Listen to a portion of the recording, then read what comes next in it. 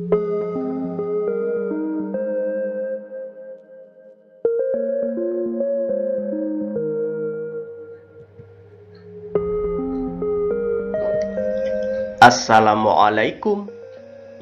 Halo anak-anak pintar. Jumpa kembali dengan Pak Warta di video pembelajaran secara online. Bagaimana? Sudah siap untuk belajar? Sebelum kita memulai materi pelajaran hari ini, Pak Warta ingatkan kembali, bagi kalian yang belum subscribe, jangan lupa tekan dulu tombol subscribe-nya. Jangan lupa juga like, share, dan komen video ini ya. Terima kasih.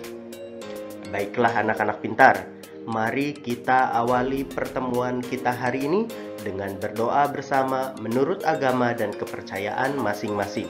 Berdoa dipersilahkan.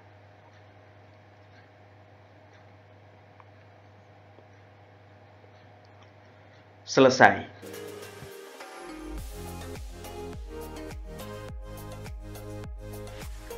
Anak-anak pintar, sudahkah kalian menentukan cita-cita? Tentunya, kalian harus melakukan sesuatu untuk mencapai cita-cita tersebut, bukan? Semua cita-cita membutuhkan usaha yang keras dan pantang menyerah. Bahkan, terkadang kamu harus melakukannya lebih keras dibandingkan orang lain. Anak-anak pintar, pernahkah kalian memperhatikan kondisi lingkungan di sekitar kalian? Bagaimana keadaan sungai atau kali yang ada di sekitar rumah kalian? Bagaimana juga dengan keadaan taman dan juga jalan di dekat rumah kalian? Apakah terawat ataukah justru sebaliknya? Seperti yang terjadi pada Kali Pesanggerahan yang ada di Jakarta. Dulu, kali ini sangat kumuh karena banyak sekali warga di sekitar kali yang membuang sampah dan juga limbah rumah tangga ke kali tersebut. Sekarang, keadaan berbanding terbalik. Air kembali mengalir dengan lancar. Kondisi kali pun tampak bersih. Jika dibandingkan, sangat jauh berbeda.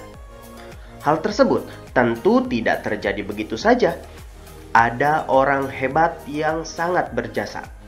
Salah satunya adalah Haji Khairuddin, atau yang lebih kita kenal dengan panggilan Bang Idin. Mari kita baca bersama kisah tentang beliau. Si pendekar Kali Pesanggerahan. Keinginan untuk kembali melihat Kali Pesanggerahan di Jakarta yang bersih membuat Haji Khairuddin atau yang dikenal dengan Bang Idin berpetualang menyisiri bantaran sungai tersebut. Kali Pesanggerahan yang dulunya tempat ia bermain air bersama teman-temannya telah berubah menjadi kali yang kotor, penuh sampah, berwarna hitam dan bau. Dengan berbekal golok dan tekad besar, ia mulai menyusuri bantaran sungai itu untuk melihat tingkat kerusakannya. Ia pun mulai membersihkan sampah-sampah yang menutupi sungai tersebut. Banyak anggota masyarakat yang menentangnya karena dianggap sebagai perusuh. Kegiatannya banyak terhalang justru oleh masyarakat sekitar sungai yang tidak memahami tujuan kegiatannya. Akan tetapi, ia tidak marah. Baginya, untuk menyadarkan orang lain tidak perlu membalasnya dengan kekerasan. Ia melakukan berbagai cara untuk membuat masyarakat sekitar sungai sadar pentingnya merawat sungai sebagai sumber daya alam mereka. Akhirnya, berkat kesabaran dan tekad kuat, lambat laun kesadaran masyarakat mulai tumbuh. Bang Idin kemudian juga mengajak teman-temannya sesama petani penggarap untuk mengikuti langkahnya. Kini mereka berhasil menanam 40 ribuan pohon produktif di sepanjang bantaran kali. Burung-burung yang dulunya pergi akhirnya kembali. mata air yang dulu tertutup sampah kembali hidup. Air Kali Pesanggerahan kini sudah normal kembali. Ikan-ikan bisa hidup dan berkembang biak. Sepanjang tepian Kali Pesanggerahan menjadi hijau. Burung-burung berkicau setiap hari.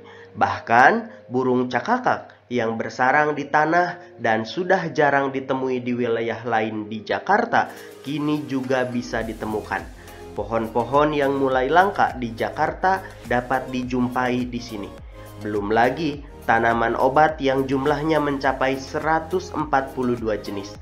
Di balik sikap kerasnya, pria kelahiran 13 April 1956 ini ingin membuktikan hanya orang yang benar-benar memahami alam yang dapat menyelamatkannya. Di tangan Bang Idin, Kali Pesanggerahan yang kotor dengan bantaran yang tak terurus berubah menjadi lahan produktif dan alami. Cita-cita besar Bang Idin saat itu adalah ingin melihat Kali Pesanggerahan yang bersih, sehingga beliau melakukan berbagai upaya. Salah satunya adalah dengan membersihkan sampah dari kali tersebut. Namun, ternyata ada berbagai halangan yang harus dihadapinya. Antara lain, banyak anggota masyarakat yang menentangnya karena dianggap sebagai perusuh. Selain itu, usahanya terhalang oleh masyarakat sekitar sungai yang tidak memahami tujuan kegiatannya. Menghadapi hal tersebut, Bang Idin tentu tidak patah semangat karena beliau memiliki sikap positif, antara lain tidak mudah marah dan anti kekerasan. Lalu dia juga kerja keras, sabar, dan memiliki tekad yang kuat. Usaha yang dilakukannya antara lain membersihkan sampah, kemudian menyadarkan masyarakat, dan menanam pohon produktif. Berkat usaha yang dilakukan ditunjang dengan sikap mental yang baik, akhirnya cita-cita Bang Idin bisa tercapai dengan optimal. Dengan keberhasilannya tersebut, bukan hanya Bang Idin saja yang menikmati keindahan Kali Pesanggerahan yang bersih, namun semua warga di sekitar bantaran Kali Pesanggerahan tersebut juga menikmati hasilnya.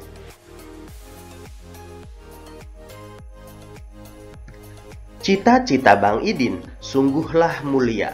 Usaha dan kerja keras telah dilakukan untuk mewujudkan mimpinya yang dapat memberikan manfaat besar kepada masyarakat di sekitarnya. Dari kisah Bang Idin tersebut, kita bisa mengambil pelajaran bahwa yang pertama, untuk meraih cita-cita diperlukan kerja keras dan sikap mental yang baik, seperti pantang menyerah dan memiliki tekad yang kuat. Kedua, halangan dan rintangan akan selalu ada di setiap langkah kita. Namun, kita harus menghadapi dan menyelesaikannya dengan sebaik mungkin. Sekarang, mari kita simak sebuah puisi mengenai perjuangan seorang pejuang kelestarian alam. Judulnya Penjaga Alamku, karya D. Caritas. Kau tidak pernah lelah. Kau tidak pernah putus asa. Kau tidak pernah menyerah. Mencintai alam di mana kau dibesarkan. Angin dan badai adalah sahabatmu. Hujan dan panas adalah penolongmu. Air sungai adalah kehidupanmu. Alammu adalah ibumu. Maka engkau menjaganya. Maka engkau memeliharanya. Maka engkau merawatnya. Karena alam adalah ibumu. Anak-anak pintar, pernahkah kalian mendengar kata deklamasi? Deklamasi merupakan salah satu cara membacakan puisi tanpa menggunakan teks puisi. Biasanya, orang yang mendeklamasikan puisi harus menghafalnya terlebih dahulu. Membaca puisi memerlukan pelafalan yang jelas dan intonasi yang tepat. Selain itu, pemenggalan kalimat juga harus diperhatikan. Dengan demikian, puisi tersebut akan enak didengar dan mudah dipahami isinya. Dalam mempersiapkan deklamasi, ada beberapa tanda jeda yang biasa digunakan. Yang pertama, garis miring 1, artinya berhenti sebentar untuk bernafas. Biasanya pada koma atau di tengah baris. 2, tanda garis miring 2, berhenti agak lama, biasanya koma di akhir baris yang masih berhubungan dengan baris berikutnya. 3, garis miring 3, berhenti lama sekali, biasanya pada titik baris terakhir atau pada akhir puisi. Berikut ini contoh menentukan jeda. Ada satu baris puisi, kau adalah para penyelamat negeri. Setelah kata kau diberi garis miring 2, artinya antara kau dan adalah harus ada jeda beberapa saat. Antara adalah ke para itu ada garis miring 1, berarti sebentar jedanya. Cara membacanya begini. Kau adalah para penyelamat negeri. Di akhir diberi tanda garis miring 2 sebagai penjeda akhir. Saatnya kalian mengerjakan tugas. Salinlah puisi penjaga alamku yang tadi dibaca, kemudian berilah tanda jeda pada bagian-bagian yang diperlukan. Lalu deklamasikan di depan keluarga kalian. Selamat mengerjakan. Anak-anak pintar, seperti yang kita ketahui bersama, Indonesia memiliki berbagai sumber daya alam yang dapat memenuhi kebutuhan hidup seluruh warga penduduknya. Sumber daya alam hayati dan sumber daya alam mineral dalam berbagai rupa tersedia melimpah di Indonesia. Sumber daya alam hayati dari mulai binatang, sayuran, buah-buahan, hingga hasil perkebunan. Sedangkan sumber daya alam mineral terdiri dari berbagai jenis batuan endapan hingga minyak bumi dan gas alam. Akan tetapi, tidak berarti sumber daya alam itu dapat dikuras habis untuk memenuhi kebutuhan manusia. Sumber daya alam mineral merupakan sumber daya alam yang tidak dapat diperbaharui.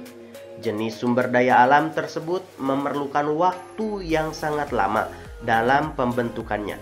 Waktunya tidak sebanding dengan cepatnya sumber daya alam itu digunakan untuk kebutuhan hidup manusia.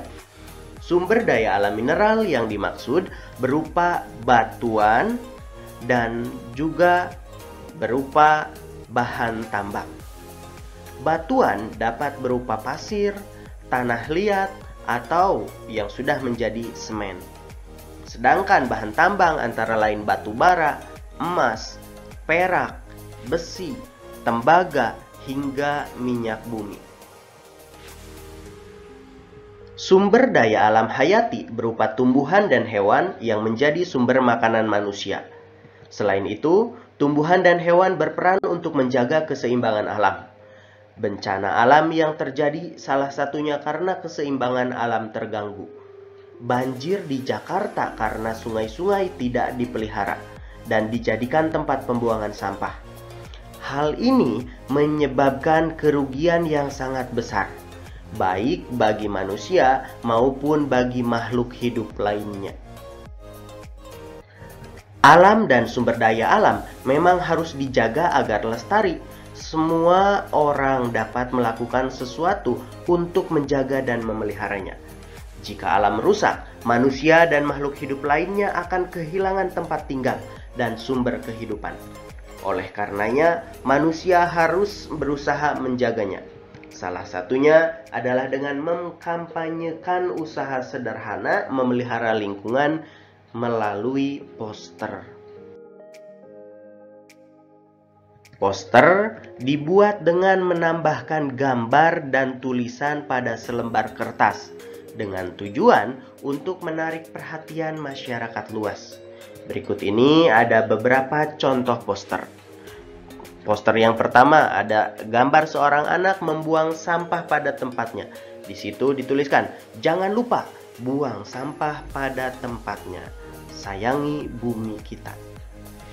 Poster berikutnya ada dua orang anak sedang bermain di alam. Di situ ada tulisan, "Bumiku, rumahku." Anak-anak pintar, tugas yang harus kalian kerjakan selanjutnya. Buatlah sebuah poster yang berisikan mengenai pentingnya sumber daya alam bagi kehidupan manusia, beserta ajakan untuk memelihara lingkungan tersebut. Selamat mengerjakan.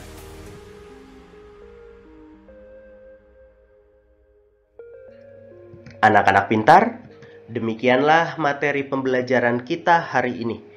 Pesan Pawarta untuk kalian, menjaga lingkungan sama artinya dengan menjaga masa depan kita. Karena lingkungan sangat besar peranannya bagi kehidupan kita saat ini juga saat yang akan datang. Akhir kata dari Pawarta, wassalamualaikum warahmatullahi wabarakatuh.